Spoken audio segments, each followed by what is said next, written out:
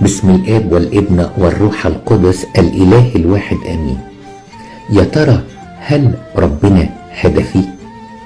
السؤال ده بيسأله قداسة البابا شنودة في أحد أقواله، فبيقول كده: عاوز تعرف ربنا هدفك ولا لأ؟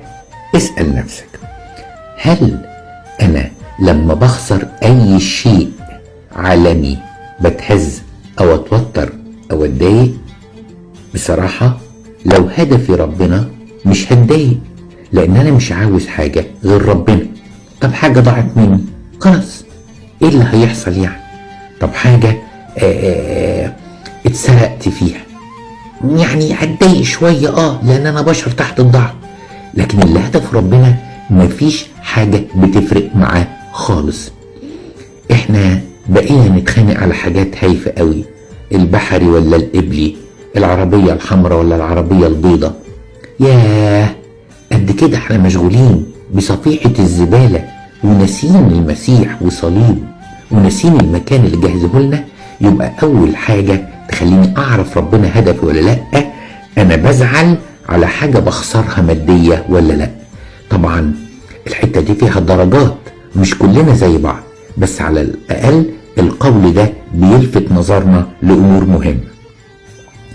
نمرة 2، يقول قداسة البابا كده إن اللي هدفه ربنا ما يخليش أي حاجة أهم من ربنا حتى لو كانت الخدمة. يعني قعدتي مع ربنا أهم من خدمتي، وقفتي في الصلاة أهم من خدمتي، حياتي اللي أنا بتغذى فيها من كلام ربنا أهم من خدمتي.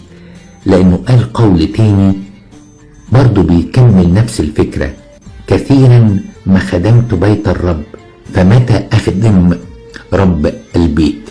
علشان كده أنا وإنتم محتاجين إن احنا نراجع نفسنا، لأن من أكتر الحروب اللي بتحارب الكهنة والأساقفة والخدام إن المشاريع أو المباني أو نظام الخدمة أو يكون أهم من ربنا.